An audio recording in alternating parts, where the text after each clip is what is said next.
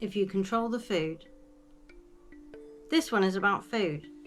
It can't have escaped many people's attention that this is a massive issue being orchestrated around us, globally, nationally, and locally. It's high on the priority list and seems to be making the news a lot.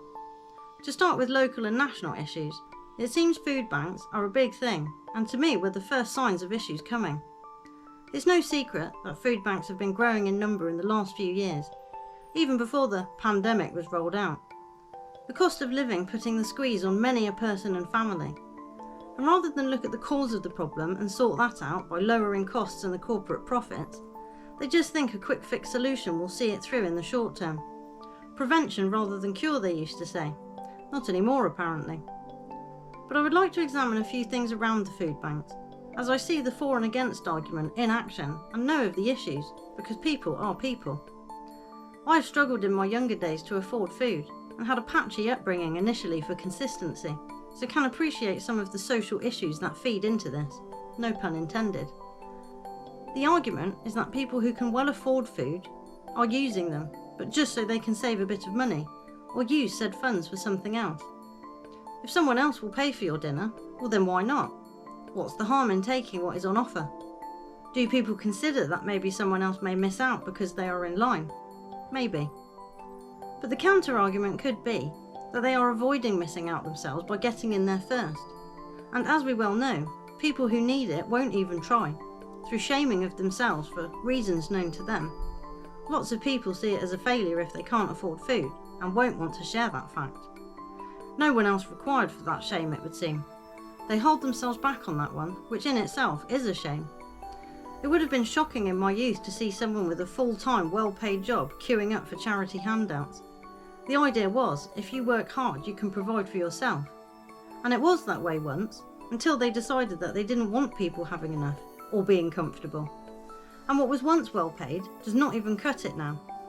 The idea that you could sustain a household and family on one income is pretty much a myth now, a story of times very much past. We can only dream of that kind of luxury now. But I used to think it was a combination of pride and shame that kept everything in check. Not the rules or the systems themselves, but people and their attitudes and outward demeanour. I know social attitudes haven't always been for the better, but I believe this one worked.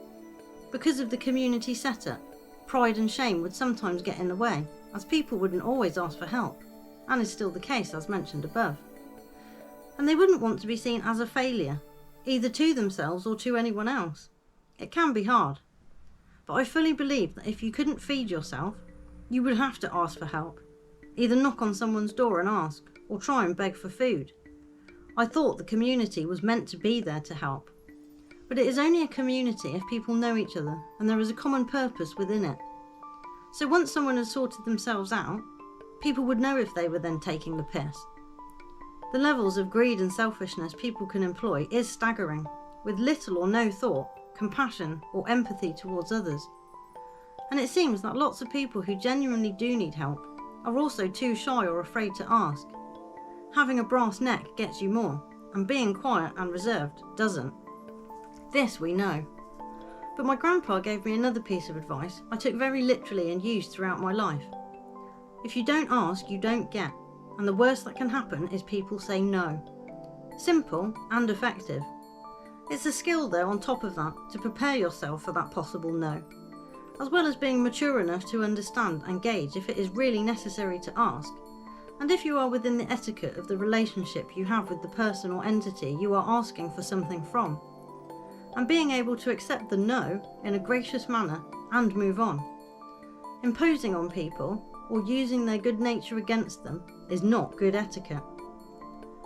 But as with the folk who will let shame hold them back from asking, there are those who seem to have none, at all. So can we find a balance in all that? Is there a way to educate people to understand the difference between need and want? To have better knowledge of land management, land practices, and be more actively involved in them? Some are trying, with self-sustainability of view, but as the authorities cast their net of control even further, those are part of the things now under very real attack. Supermarkets are being overhauled, the meat industry being hampered, new rules and regulations to license everything even further, meaning there is always a way to get rid of your competition, or just competing ideas. The increase in utilities in the UK appears to be the last surefire way to decimate lots of businesses that managed to hold on throughout the last few years. Many are shutting down as they simply can't afford to provide heat and light or pay their bills.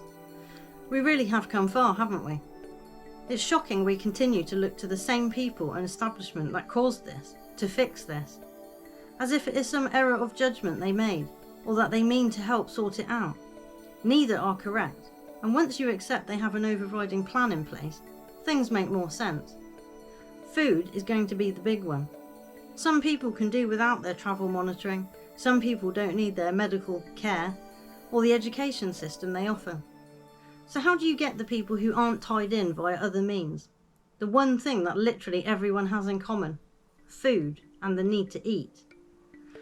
I already covered lots of angles they are using and how they tie in together in my previous article, It Seems an Attack, trying to explain the how and the why for people who can't seem to see it.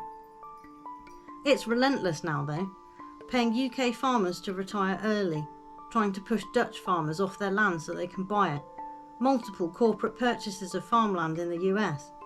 India has also had its farming attacked in recent years, and others if you start to look around the world. Fires of food plants, burning of wheat fields, power cuts so previously stored food has to be chucked away. Paving the way nicely, I might add, for these corporate giants to unroll their new menu for the masses, deciding for some unknown reason that they are in charge of nature, the world and of its management, which is terrifying by itself.